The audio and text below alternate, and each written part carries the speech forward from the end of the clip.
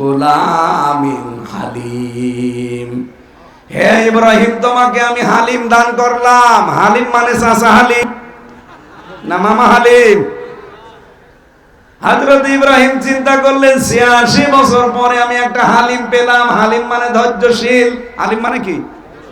কেমন ধৈর্যশীল সন্তান আমাকে আল্লাহ দিয়েছে। আমার দোয়াটা আসলে কবুল হয়েছে কেমন আমি দেখব। এই জন্য ১৩ বছর যখন বয়স তাকে আল্লাহ জবাই করার জন্য স্বপ্ন দেখালেন।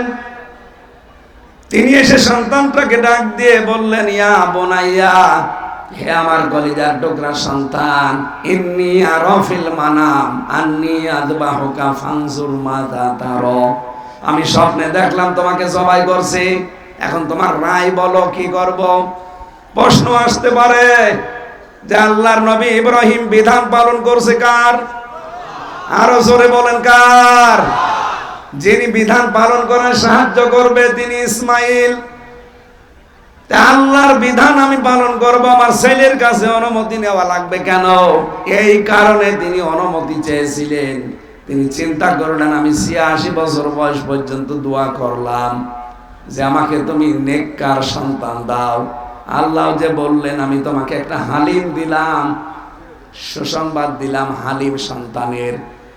কেমন ধৈর্যশীল সন্তান দিয়েছে এটা আমি পরীক্ষা করে দেখব। এই জন্য তিনি অনুমতি নিতে গিয়েছিলেন।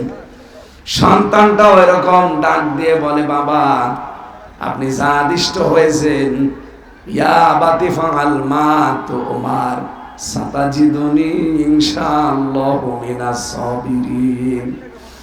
আপনি আপনার আদিষ্ট কাজটা করেন, আমাকে আপনি ধৈর্যশীলদের মধ্যে পাবেন।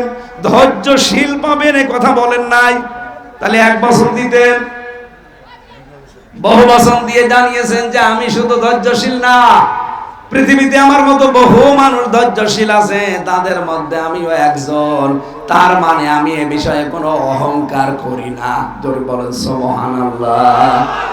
১৩ বছরের মানুষ অহংকার থেকে মুক্ত হওয়ার জন্য কি শব্দ চয়ন করলেন যে আমি অহংকার করি না। অথচ বহু মানুষ আজ আমরা কিছু পেলে না পেলে আমাদের ভেতরে অহংকার চলে আসে। কথা বলেন। হযরত ইব্রাহিম তিনি রেডি হয়ে গেলেন। না এখানে তাকান, আমরা দেশে বসে আছেন, এখানে শিক্ষা নেওয়া লাগবে। এই বসে। হযরত ইব্রাহিম তিনি হাতে নিলেন ছুরি, ইসমাইল গলা দিয়ে দিয়েছে। চিন্তা করেন তো যে অবস্থায় এখন আছে, আল্লাহর অর্ডার যদি ওই ছুরির উপরে না হতো গলা কেউ বাঁচাতে পারতো? আর জোরে বলেন না। এই ড্রোন এইদিকে যেন না আসে, বাইরে থাক। যে কথা বলতে চাই আমি এখান থেকে, কোরআনে কারিমের সূরা সাফফাতের এই ৯৯, ৯০, ১০০ নাম্বার আয়াত থেকে একটা বিষয় নিয়ে যান আজকে। ইব্রাহিম নবী তিনি আল্লাহর বিধান পালনের জন্য প্রস্তুত, আর ইসমাইল নবী আল্লাহর বিধান পালন করতে সাহায্য করার জন্য প্রস্তুত।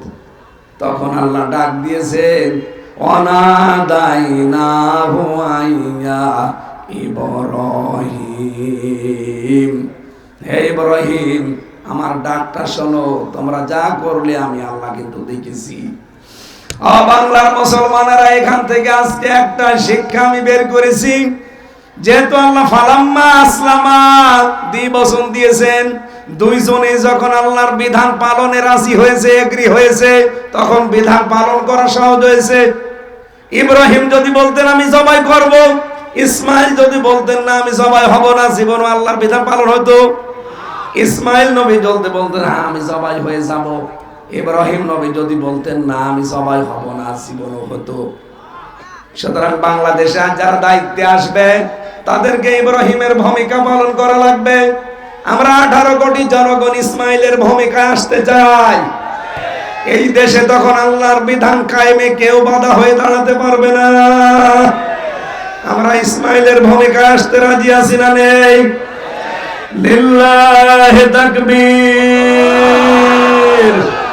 লিল্লাহি তাকবীর, আল্লাহু আকবার। আজকের অনুষ্ঠানের প্রধান অতিথি আমাদের সাবেক মেয়র মরহুম এম এ মান্নান, ওনার সন্তান আসতেছেন, অ্যাডভোকেট মঞ্জুরুল করিম ভাই।